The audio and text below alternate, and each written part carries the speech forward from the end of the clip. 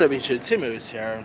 Now, since we are pretty much in the month of October, lots of interesting films to look forward to this month. So, here are my official top 10 anticipated movies coming out in the month of October.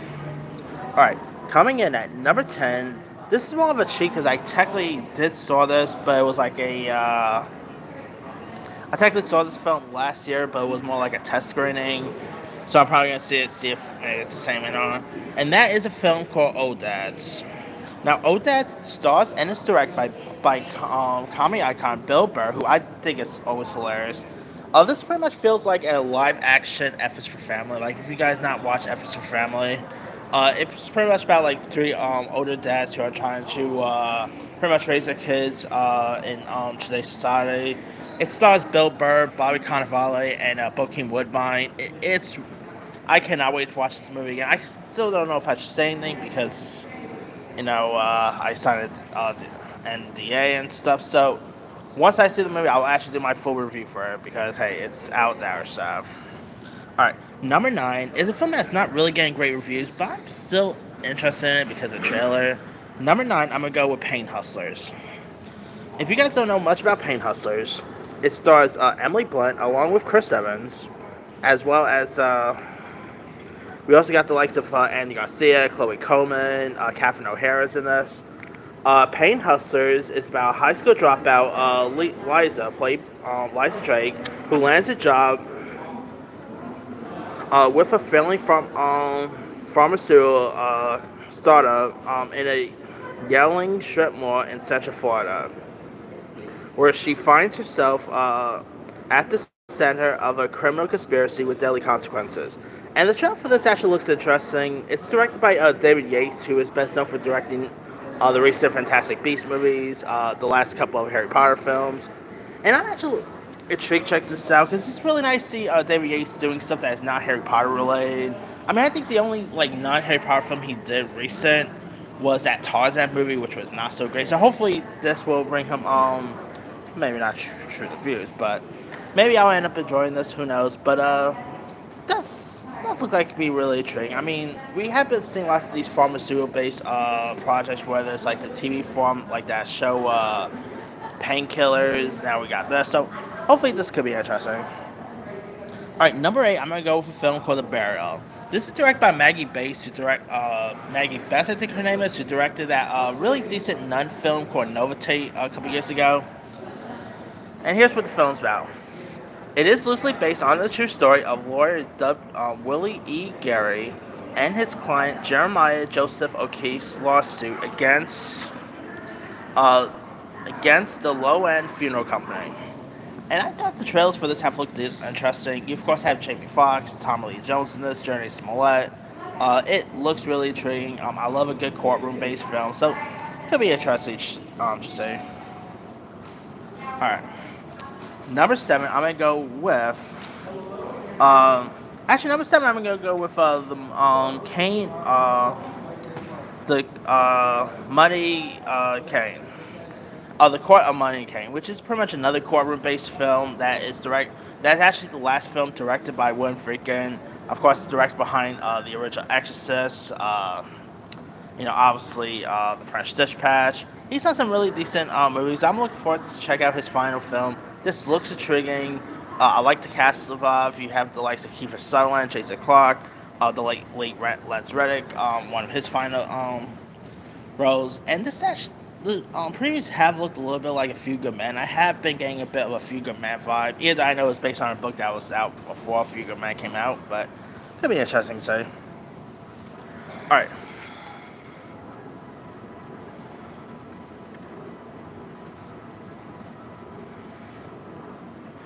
Okay, number six, I'm gonna go with the. All right, number six, I'm gonna go with the Royal Hotel. Now, this is of course from Neon, and if you guys don't know much about the story here, two young backpackers, Hannah played by Julie Garner and Liv played by Jessica Henwick, take the jobs at a Royal Hotel in the Australian outback, run by Billy played by Hugo Weaving. And the previews for this has looked really interesting. I quite Really like some of the cast involved. Of course, Julie Garner coming off of her Emmy win for the likes of Ozark.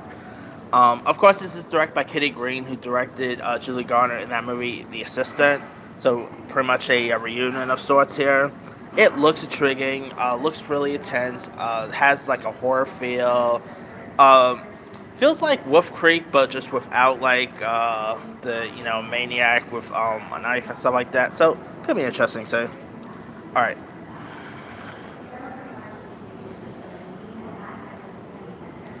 Number five, I'm gonna go with The Exorcist Believer. I'm hoping this is good because I've been really quite enjoying the trailers, and I quite like David Gordon Green. I did not mind his Halloween films. I know that's unpopular to say, but I actually have really enjoyed these trailers. Of course, you got Ellen Burstyn coming back as Chris McNeil. Rumor has that Linda Blair's in this, but we'll see if that actually is the case here. Of course, you got Leslie Odom Jr. In this. And out. It looks really creepy. Of course, The Original Exorcist is one of the most all-time greatest horror films there is. So hopefully, this could be intriguing. All right.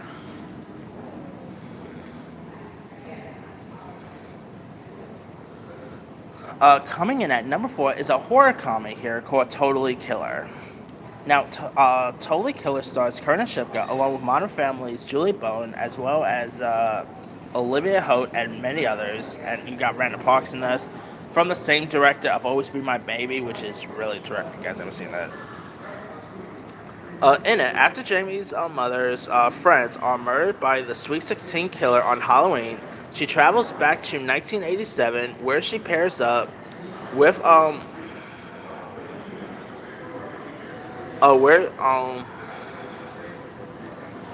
where she pairs up with her mom, her a younger version of her mom, to stop the young would-be killer and get back to the timeline before she's trapped in the past forever. So pretty much this is like Scream meets Back to the Future, and that is all you need to tell me. A time-traveling serial killer-based film, sign me up right there. The previews, of course, have looked pretty fun. Definitely has a bit of like a freaky Happy Death Day vibe here, so I so much can't wait to see this when it premieres. And I see Kernan Shipka branching out after Sabrina ended, so that's really cool. So yeah, this comes on Amazon Prime for anyone interested. Alright. Now, number three, I'm actually going to go with a film called Anatomy of a Fall, which has been getting some really decent. I was actually going to add the holdovers, but that's more going to be like more of a November wide release. So I'm actually going to save the holdovers for like my November release instead. But Anatomy of a Fall looks really intriguing. I am getting a bit of like a Fargo and another courtroom-based film, by the way. I mean, I feel like we don't really get much like courtroom-based film nowadays. Like, there has been like courtroom-based TV shows like or Rise and all that. But I feel like we don't really get the courtroom-based films that they did back in like the 80s, or something like, let's say, 12 Angry Men, or maybe the aforementioned A Few Good Men. The Client is a really good one. So I'm actually intrigued to check this one out. I mean, it's pretty much about a woman played by this actress named Sandra Hull, I think her name is, who's actually kind of accused of murdering her husband in this. And the previews has looked awesome. I mean, I've been hearing some really decent stuff about it. They're even saying it's an early Oscar contender for Best Picture. So, yeah, I'm really excited to see this when it premieres. Alright.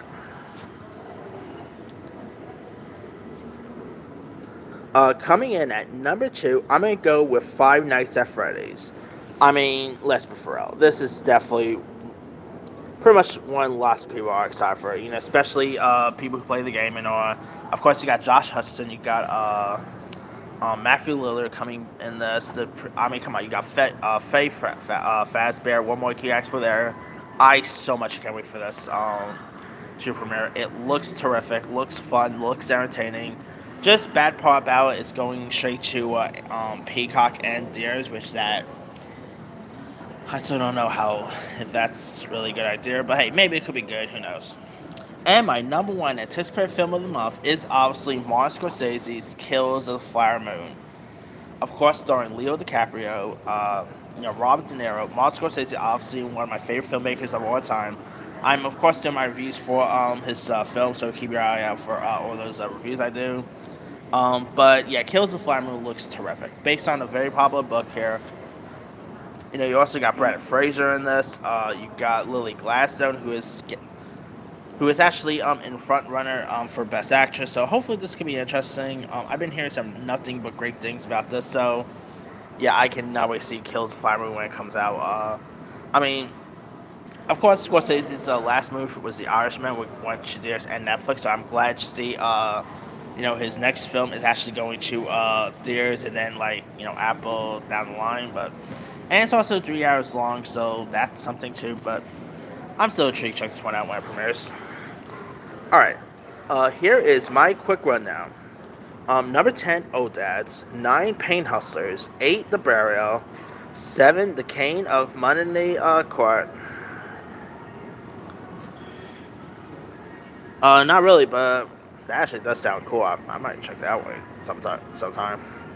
Anyway, number 8, The Burial. 7, The Cane of Monday of Court Monday. The Court of Cane Monday. Number 6, The Royal Hotel. 5, The Exorcist Believer. 4, Totally Killer. 3, Anatomy of a Fall. 2, Five Nights at Freddy's. And number 1 is Kills the Flower Moon. But that's pretty much it there. Here's some other films that are set for release next month. Like I said, there is the Holdovers, which is coming to limited release. But I'm actually going to add that in my November anticipated list, which I cannot wait for the Holdovers, by the way. Alright, also out, there's Pet Sematary Bloodlines, which I've not been hearing great things about. So, I enjoyed the 2019 Pet Sematary remake, so maybe I'll enjoy this. Who knows? Alright. We also got Dear David, which looks interesting. Something called A Bellkeeper. We got Amber Heard's new film, which looks pretty terrible. We also got Nyad, which is actually going to limited release in October, but Netflix in November. There's what else we got? Oh yeah, there's that new John Cena film called Freelance, which looks pretty terrible actually. Suitable Flesh is coming out. Fingernails is coming to limited release. Inspector Sun. Oh yeah, we also got the Taylor Swift concert film, which I'm intrigued by, but I like Taylor Swift, so I'll probably give it a go. Maybe once it dies down a little bit, because from the looks of it, it looks really really packed next couple of weeks. Which by the way, maybe I'll do my separate video about this, but there is a Beyonce concert coming in December, so this is gonna be a trend now. But anyway. That's pretty much it there. Let me lead you guys. Which of these films are you interested in? Are you interested in Kills the Flower Moon, Exorcist Believer, Anatomy of a Fall? Drop comments below. Don't forget to like, subscribe, hit that bell for notifications to see as soon as I am.